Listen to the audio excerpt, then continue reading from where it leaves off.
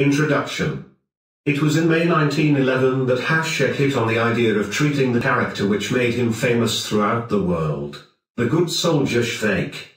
Svejk's son, Richard, who is still alive, retails being told by his mother, Jarmila, how his father First came to invent the good soldier. This is how she remembered the event.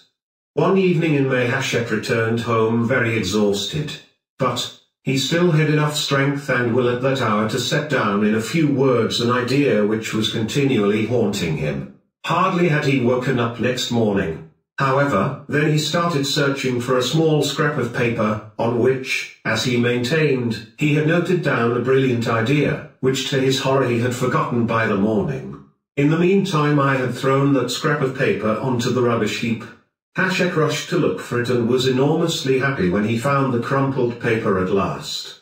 He picked it up, carefully read its contents, crumpled it up again, and threw it away. I rescued it once more and preserved it in safekeeping. On it was clearly written and underlined the headline of a story, "The Idiot in the Company." Underneath came a sentence which just legible. He had himself examined to prove that he was capable of serving as a regular soldier. There then followed some further words which were illegible. Obviously any Czech who tried to prove that he was fit to serve in the Austrian army must have been an idiot. In that same month Svejk wrote his first 5 stories about Svejk and published them in Caricatures, a weekly, edited by the cartoonist Lada, who was later to contribute the illustrations for the final book. The Good Soldier Svejk. The first of his stories was called Svejk Stands Against Italy. It was followed by 4 others. Chapter 1. Svejk Stands Against Italy. Svejk joined up with a happy heart. His object was to have fun in the army, and he succeeded in astonishing the whole garrison in Trient, including the garrison commander himself. Svejk always had a smile on his lips, was amiable in his behavior, and perhaps for that reason found himself continually in jail. And when he was let out of jail he answered every question with a smile. And with complete equanimity he let himself eat again, inwardly happy at the thought that all the officers of the whole garrison in Trient were frightened of him, not because of his rudeness, oh no, but because of his polite answers, his polite behavior, and his amiable and friendly smile, all of which anguished them. An inspecting officer came into the men's quarters. A smiling Svejk, sitting on his camp bed, greeted him politely. Humbly report, praise be to Jesus Christ. Lieutenant Walk ground his teeth at the sight of Svejk's sincere, friendly smile and would have relished knocking Svejk's cap straight on his head to make it conform with regulations. But Svejk's warm and fervent look restrained him from any such display. Major Teller came into the room. Lieutenant Walk sternly eyed the men who stood at their camp beds and said, "You, Svejk, bring your lever here." Svejk carried out the order conscientiously and, instead of bringing his rifle, brought him his pack.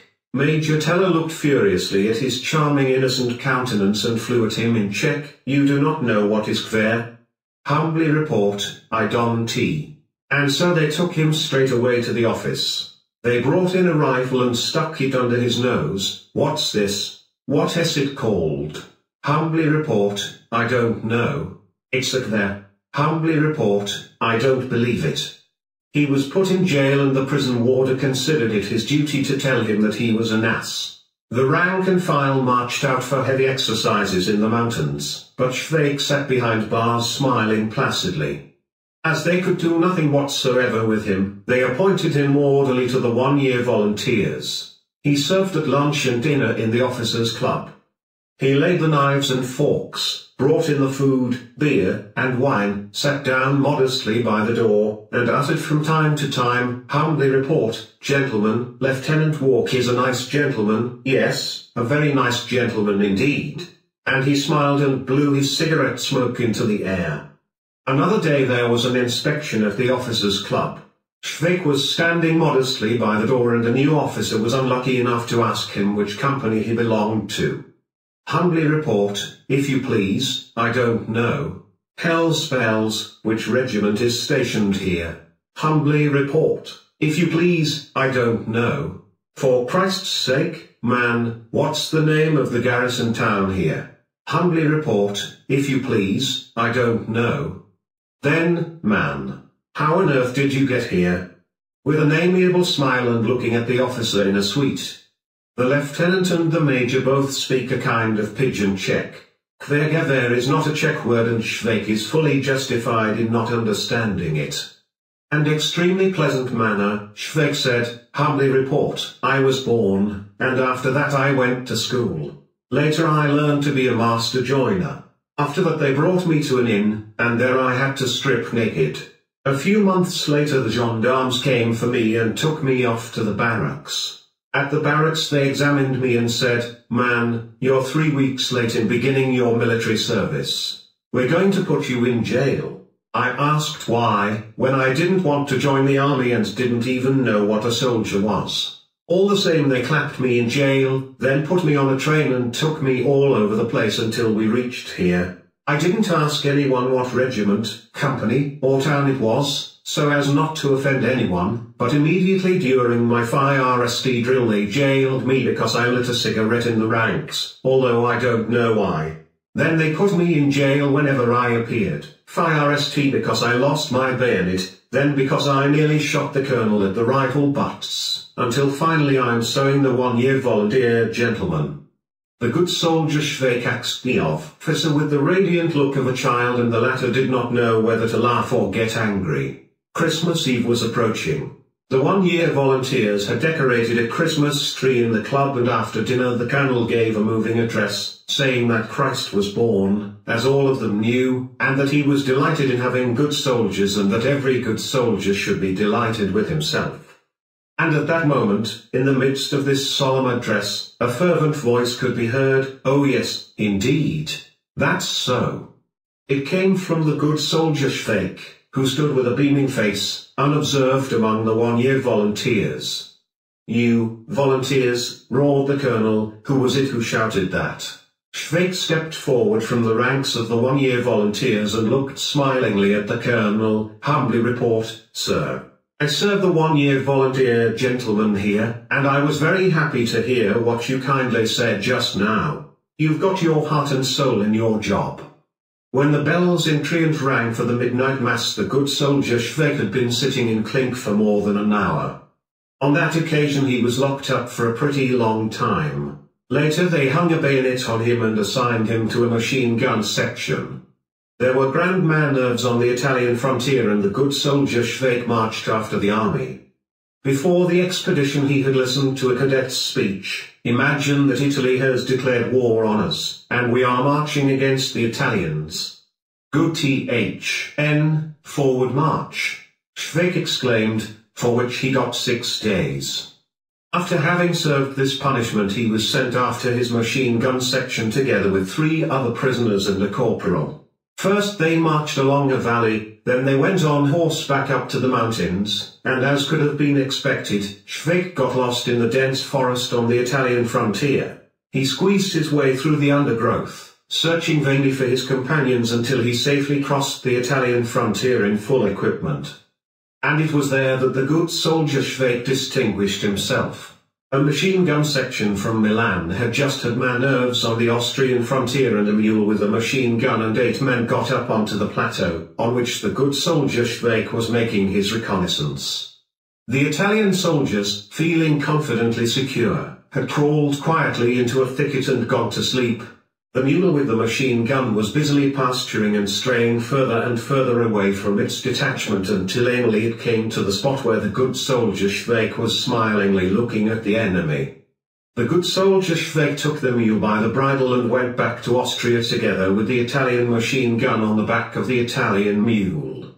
From the mountain slopes he got down again into the valley from which he had climbed up, wandered about with the mule in a forest for the whole day, until at last in the evening he caught sight of the Austrian camp. The guard did not want to let him in, because he did not know the password. An officer ran up and Svejk smilingly assumed a military posture and saluted. Humbly report, sir, I've captured a mule and a machine gun from the Italians. And so they led off the good soldier Svejk to the garrison jail, but we now know what the latest Italian machine gun type looks like. Chapter 2. The good soldier Svejk provides wine for the Mass. The Army Vicar Apostolic, Koloman Belapochki, Bishop of Trickle, appointed Augustine Kiench chaplain of the garrison in Trient. There is a great difference between an ordinary cleric, that is to say a civilian priest, and an army chaplain. The latter perfectly combines religion with soldiering so that two utterly distinct castes are compounded together in him, and the difference between the two types of clergy is as great as that between a lieutenant in the dragoons who instruct at a military riding academy and the owner of a riding school. An army chaplain is paid by the state. He is a military official with a certain rank and has the right to carry a saber and to light duels. It is true that the civilian priest also gets pay from the state, but he has to try to get money out of the faithful as well to live in comfort. A soldier need not salute an ordinary priest, but must pay an army chaplain the appropriate honors, otherwise he will be sent to jail. And so God has two representatives here, one civilian and the other military.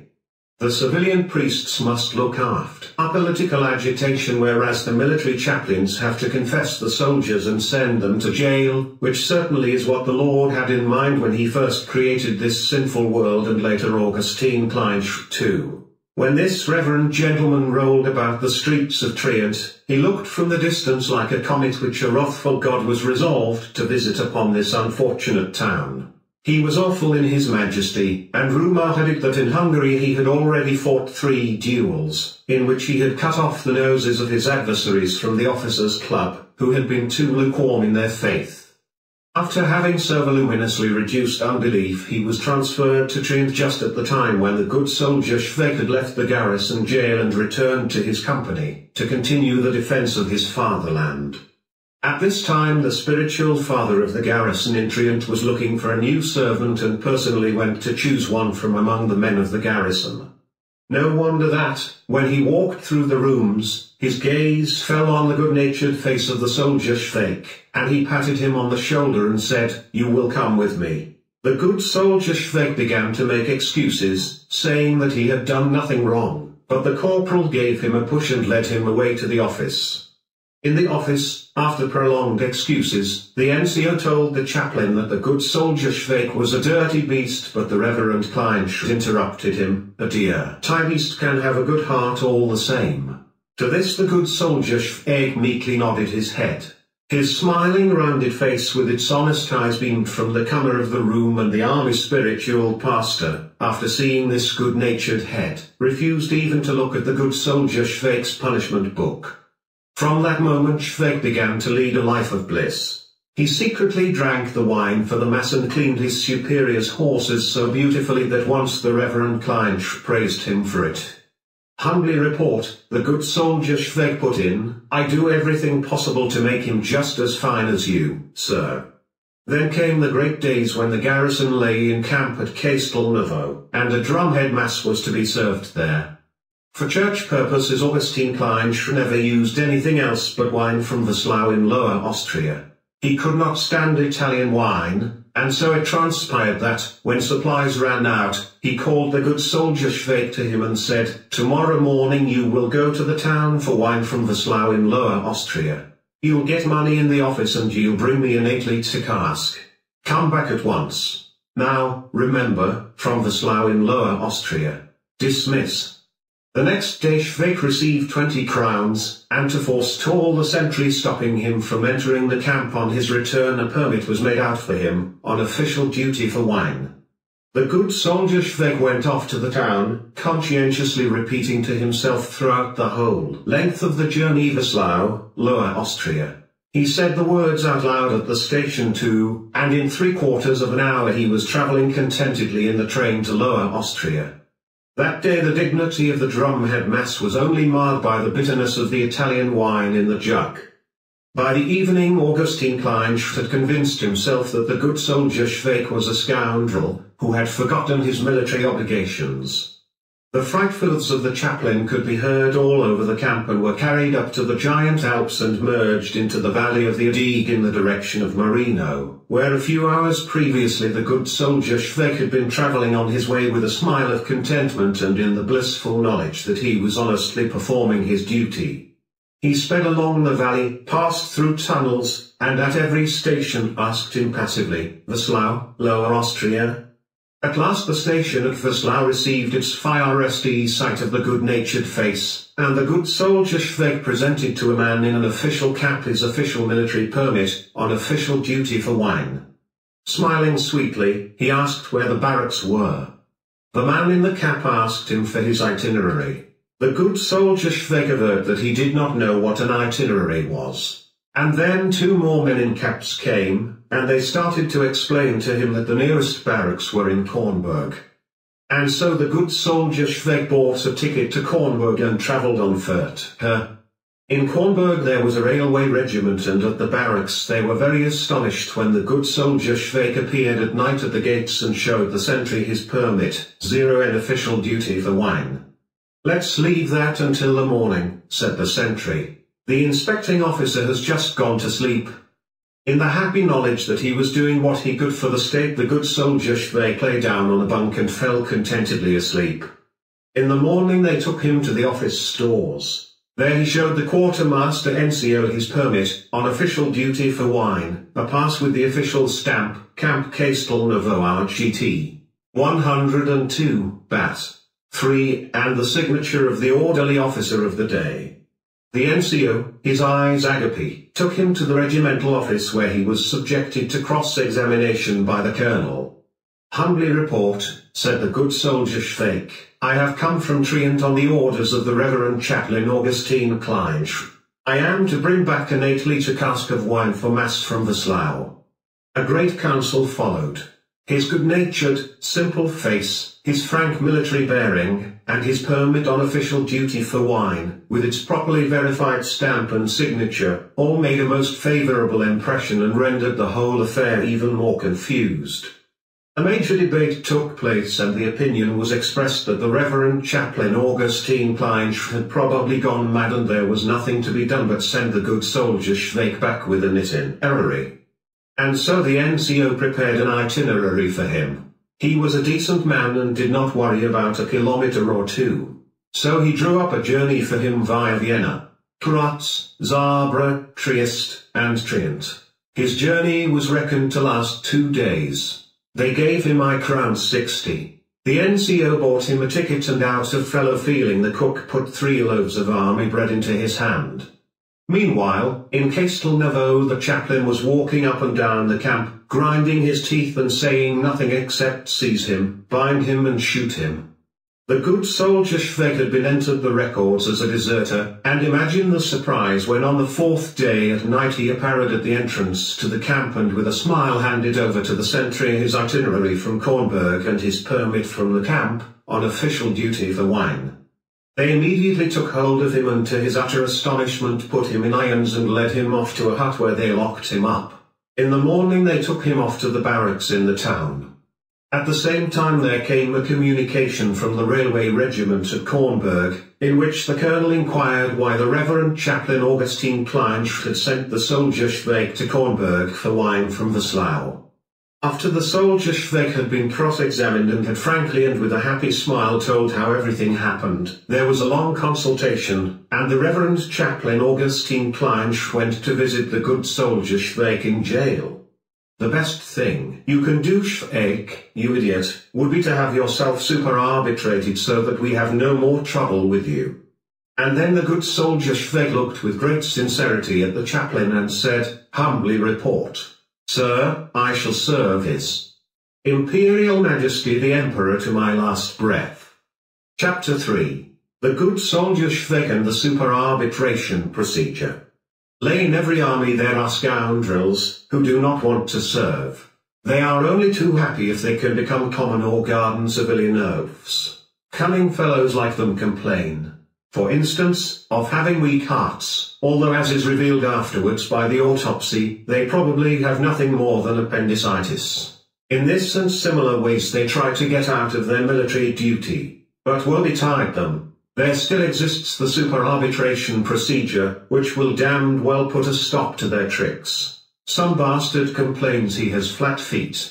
The army doctor prescribes him Glauber's salts and an enema and, flat feet or no flat feet, he runs as though he were on fire, and the next morning they lock him up in jail. Another oak complains that he has cancer of the stomach. They lay him on the operating table and say to him, "We'll open up your stomach without an anesthetic." Hardly have they said that, when his cancer is all done with, and he marches off to clink miraculously cured. The super arbitration procedure is a real blessing for the army. Without it every recruit would feel ill and incapable of carrying his pack. Super arbitration is a word of Latin origin. Super means over or beyond, arbitrate means investigate, observe. So super arbitration means over investigation. A staff doctor put it very neatly. Whenever I examine a man who has reported sick, he said, I do so in the conviction that it is not a question of super arbitration, over investigation, but rather of super dubitare, beyond doubt. It's beyond all doubt that he's as hale and hearty as an ox. It is on this principle that I work. I prescribe quinine and a strict diet. After 3 days he begs me in God's name to discharge him from the hospital. And if a malingerer like that dies in the meantime, then you can be sure he does it on purpose just to annoy us and avoid going to jail for his fraud. All right, then, super dubitare and not super arbitra. Doubt everyone until his very last breath. And so, when they wanted to super arbitrate the good soldier Svejk, all the companies envied him. When the prison warder brought him his lunch in his cell, he said to him, "You're in luck.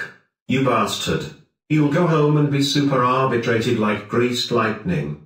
But the good soldier Svejk said to him exactly what he had told the Reverend Chaplain Augustine Kleinsch, humbly report, "If you please, sir, that won't do. I'm as fighty as a fiddle and want to serve His Majesty the Emperor to my last breath."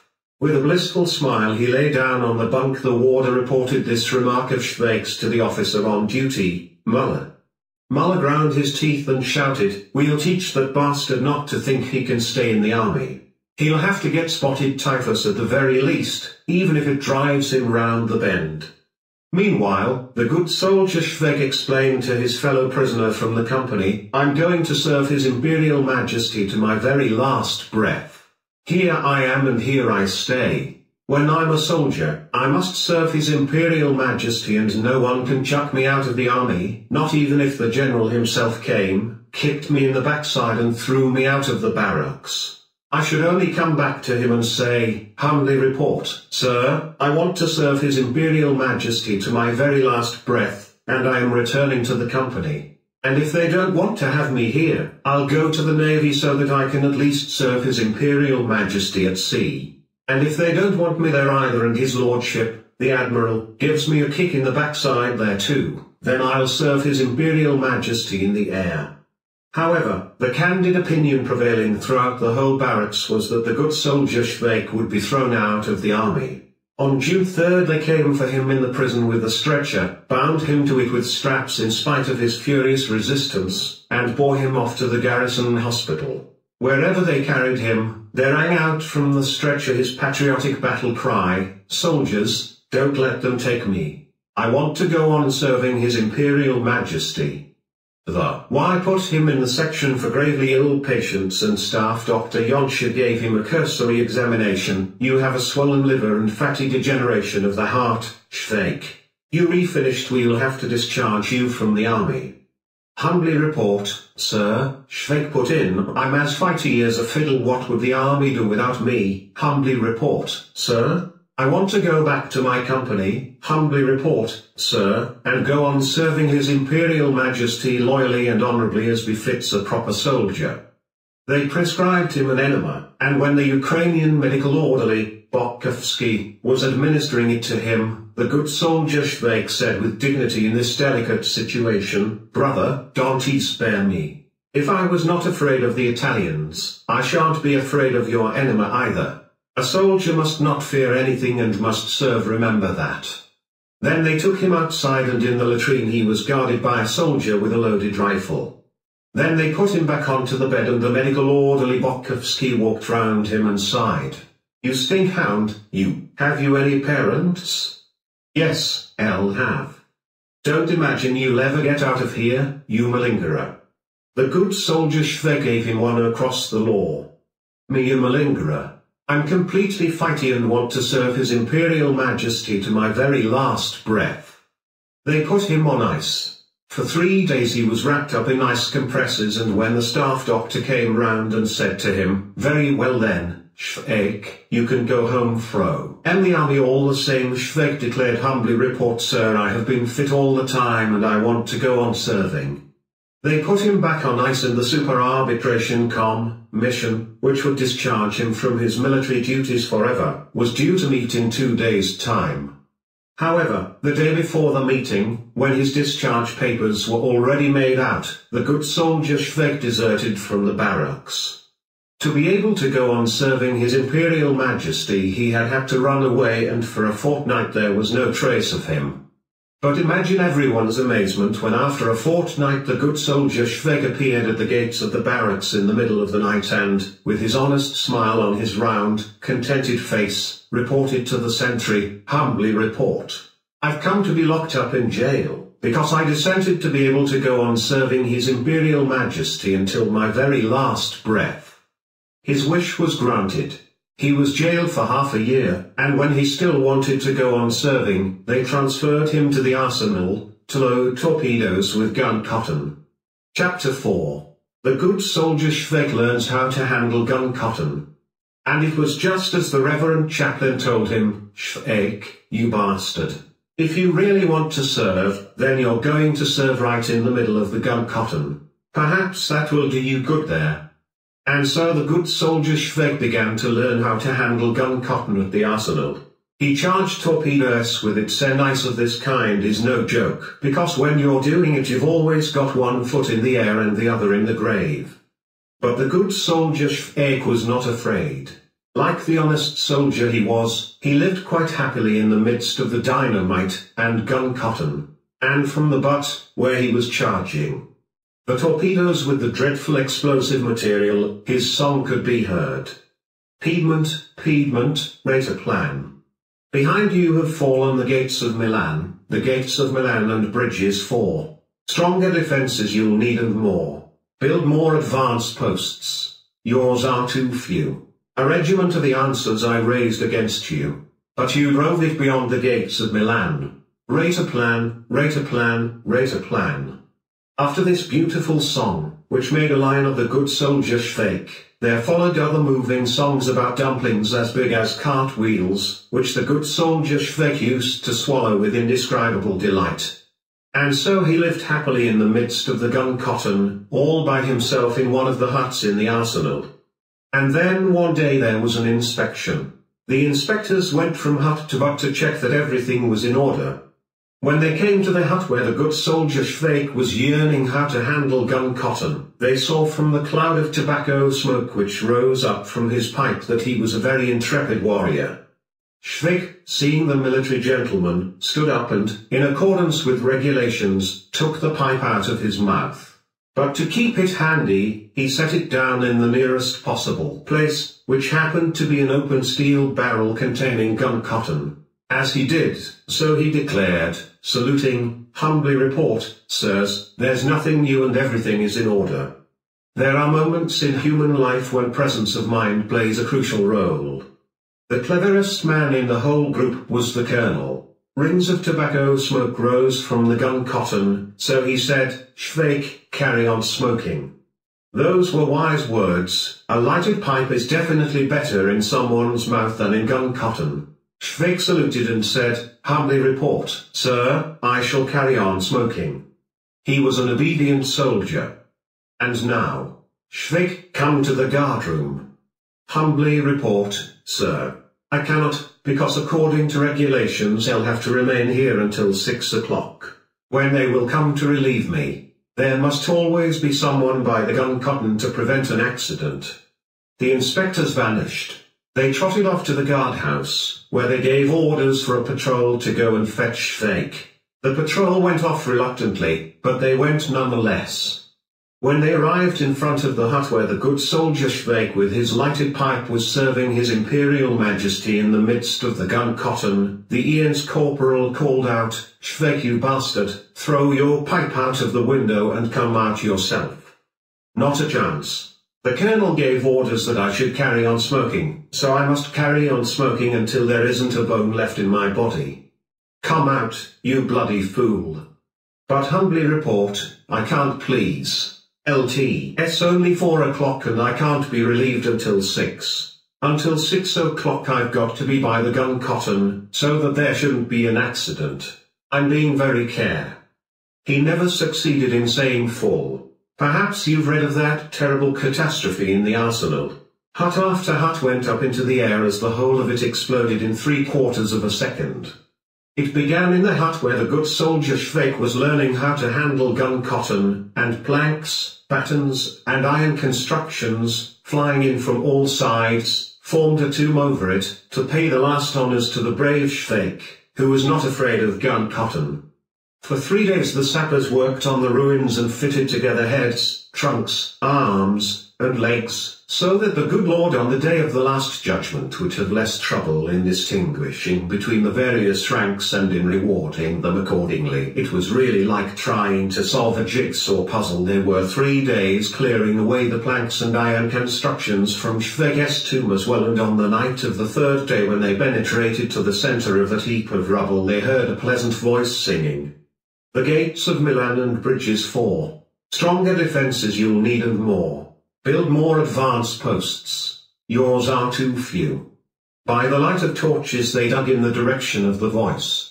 "A regiment of lancers I raised against you, but you drove it beyond the gates of Milan. Rate a plan, rate a plan, rate a plan."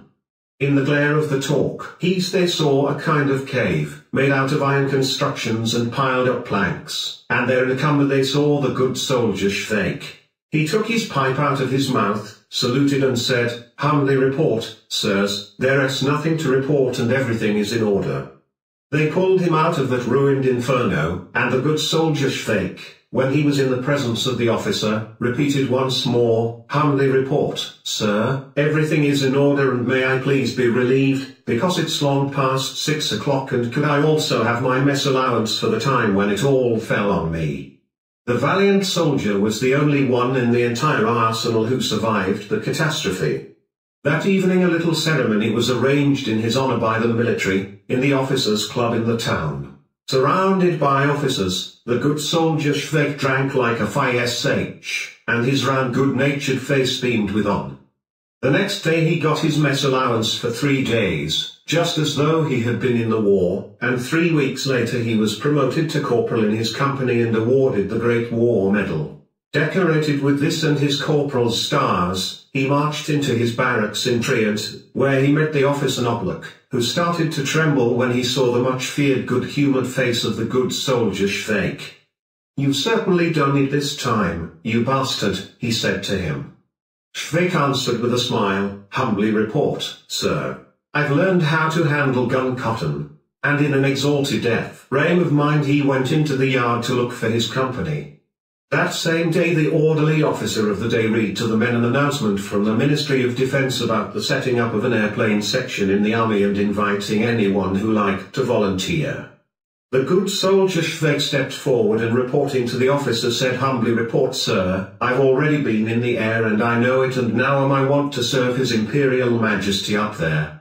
And so a week later the good soldier Svejk made a pilgrimage to the aeronautical section, where he behaved just as circumspectly as he had done in the arsenal, as you will see later. Chapter 5. The good soldier Svejk operates in airplanes. Austria has 3 dirigible airships, 18 non-dirigible, because they cannot be driven at all, and 5 airplanes. This is the sum total of the might of Austria in the air. They seconded the good soldier Svejk to the airplane division so that he could serve to the honour and adornment of this new detachment of the army. At 5 RSDB towed the planes out to the hangars on the military aerodrome and cleaned their metal parts with turpentine and French chalk. This shows that he started serving with the airplanes from the very bottom. And just as he had carefully cleaned the Reverend Chaplain's horse in Trident, so he worked here too on the plains with the same relish, brushing their surfaces exactly as if he were grooming a horse, and, as a ranking corporal, he led the patrols which guarded the hangars, and instructed them as follows: "We've got to fly, and so, if anyone tries to steal a plane, just shoot him." After about a fortnight he was carrying out the duties of a passenger, which was perhaps a very dangerous promotion. He used to provide weight for the plane and fly with the officers. But the good soldier Svejk was not afraid. With a smile he flew into the air, looking meekly and deferentially at the officer who was piloting the plane, and saluting when he saw below him anyone of higher rank moving slowly over the aerodrome. And when they sometimes crashed and smashed the plane, the first to crawl out of the wreckage was always the good soldier Svejk himself. Helping the officer to get on his legs, he would say, "Humbly report, sir, we've crashed, but we're alive and well." He was a pleasant companion. One day he flew up with an officer called Henrik, and when they found themselves at a height of 826 meters, the engines suddenly stopped. "Humbly report, sir, we're out of petrol." It was Svejk's pleasant voice coming from the back seat. "Humbly report, sir, I forgot to fill the tank." And a moment later, "Humbly report, sir, we're falling into the Danube." And when after a while their heads bobbed up out of the rippled, greenish waters of the Danube, the good soldier Svejk, swimming behind the officer towards the bank, said, "Humbly report, sir, today we've set an altitude record." It was just before the Grand Military Air flights at the aerodrome at Wiener Neustadt. They examined the planes, tested their engines, and completed the last preparatory work for the flights. Lieutenant Hausik had decided to fly up with Svejk in a right biplane, to which a Morrison instrument had been fitted.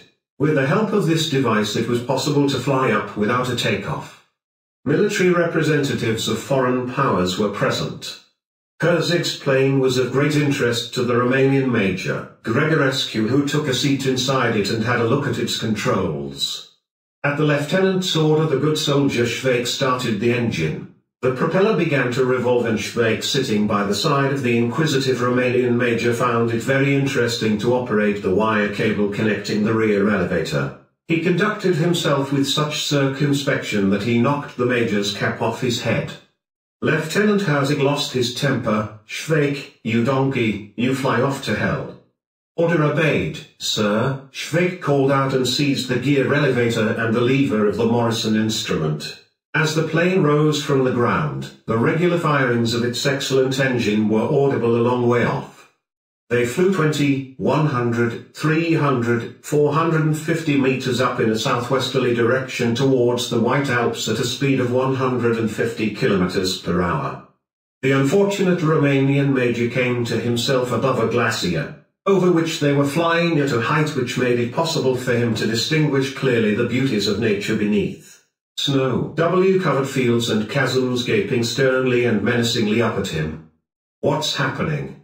he asked, stammering with fright. "We're reflying according to orders, please, sir," the good soldier Svejk answered deferentially. "The lieutenant gave the order, fly off to hell, and so we're flying there, please, sir." "And where are we going to come down?" the inquisitive Major Grigorescu asked, his teeth chattering. "Please, sir, I don't know where we shall fall. I fly according to orders and I only know how to fly up. I don't even know how to come down. We never needed that with the lieutenant when we were high up, we just fell down of our own accord." The altitude meter registered 860 meters. The Major gripped the joystick convulsively and screamed in Romanian, "Deu, Deu, God, God." And the good soldier Svejk, deftly operating the elevator, sang above the Alps which they happened to be flying over. "I'll never wear that ring you gave me. Lor' lummy, why ever not? When I get back to my regiment I'll load it in my gun." The Major was praying out loud in Romanian and swearing horribly, while through the clear frosty air there rang out once more the clear voice of the good soldier Svejk. "I'll never wear that kerchief you gave me. Lor' lummy, why ever not? When I get back to my regiment, he'll clean my rifle with it." Lor lummy, why ever not? Beneath them there was lightning flash after lightning flash, and a storm raged. The Major, his eyes wild with horror, stared blankly in front of him and asked in a hoarse voice, "For God's sake, when is this going to end?"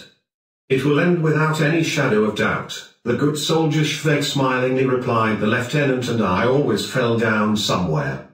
They were somewhere above Switzerland and were flying south. Only have patience, please, sir," said the good soldier Svejk. "When our petrol runs out, we must fall down." "Where are we?" "Over water, please, sir. There's a lot of it. Probably we shall fall into the sea." Major Gregorescu fainted, wedging his fat belly into the joystick, so that he was firmly ensconced in the metal construction. And above the Mediterranean the good soldier Svejk sang, "Who wants to be something, must eat some dumpling. Ein, zwei. In the army they won't kill him, ein, zwei, because he ate dumpling, any dumpling, big as a soldier's head. Ein, zwei." And the good soldier Svejk went on singing above those vast expanses of sea at the height of 1,000 meters. Grenadier is marching, strolling through the powder tower. The sea air roused the Major from his faint. He looked down at those frightful depths and seeing the sea, shouted, "Deo, Deo," and fainted again. They flew into the night and flew on and on. Suddenly the good soldier Svejk shook the Major and said good-natured, "Humbly report, sir, we are flying down and somehow we're freewheeling." In a gliding flight the plane, which had run out of petrol, alighted in a palm grove in Tripoli 2 in Africa. And the good soldier Svejk, helping the Major out of the plane, saluted and said, "Humbly report, sir, everything is in order." The good soldier Svejk had registered a world record when he flew over the Alps, southern Europe, and the Mediterranean Sea and alighted in Africa. The Major, seeing palms around him, gave Svejk 2 clouts over the head, which he accepted with a smile, for he had only done his duty when Lieutenant Herzig said to him, "Fly to hell." It is difficult to relate what happened afterwards, because it would be very disagreeable for the Ministry of War. They would certainly deny that an Austrian plane had fallen down in Tripoli, for it would confront us with a major international complication.